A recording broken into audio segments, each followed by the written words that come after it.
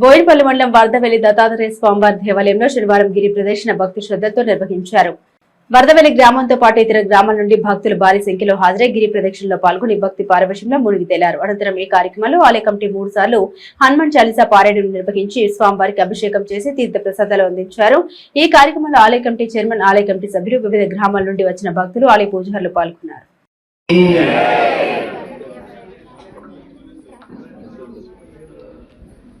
ఈరోజు మనము పోయిన పౌర్ణమిలో సంకల్పం చేసుకున్నాము.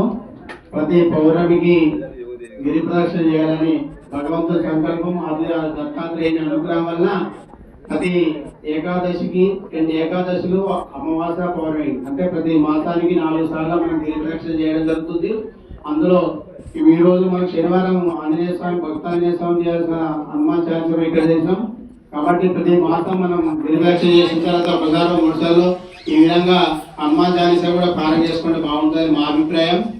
అందుకనే చుట్టుపక్కల తెలుగుని ఎక్కడెక్కడి నుంచి వచ్చిన ప్రతి భాగవతోత్తములకు మన వరదవెల్లి గ్రామ భక్తాంజనేయ స్వామి మరియు రాహుసేన దత్తాత్రేయ స్వామి పక్షాన మీ అందరికీ కృతజ్ఞత అభివందనాలు తెలియజేస్తున్నాము. ఈ గిరి ప్రదక్షిణలో పాల్గొన్న ప్రతి ఒక్కరికి పేరు పేరున ధన్యవాదాలు తెలియజేస్తున్నాము.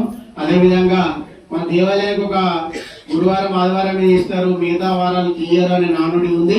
అట్లా కాదు, ప్రతిరోజు ఉదయం 7 గంటల నుంచి 12 గంటల వరకు మన దేవాలయం తీసే ఉంటుంది. ప్రతిరోజు పురోహితులు వస్తూ ఉంటారు. కాబట్టి ఎవరు కానీ అపోహ పడవద్దు, ప్రతిరోజు మన దేవాలయం తీసే ఉంటుంది. కాబట్టి భక్తులందరూ మీరు అందరూ భావించదు, ప్రతి వారం ప్రతిరోజు రావచ్చు. చాలా మందికి ఏంటంటే గురువారం, ఆదివారం వస్తారు, మిగతా వారాలు రాను అనేది ఉంది. అది పోవాలి, ప్రతి రోజు ఉంటుంది. కాబట్టి ప్రతి ఒక్క భక్తుడు స్వామివారి రాహుసేన దత్తాత్రేయ స్వామి మన కోరికలు ఇలాంటి కోరికలు కోరిక నెరవేర్చడానికి ఉన్నటువంటి దత్తాత్రేయుడు, స్వయంగా వెలిసిన దత్తాత్రేయుడు.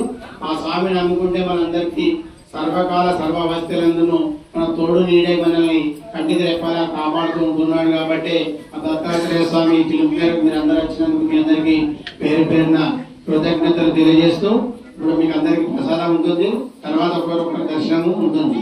కాబట్టి ప్రసాదం నివేదన ఇచ్చిన తర్వాత ఇప్పుడు శ్రీరామ చెప్పండి.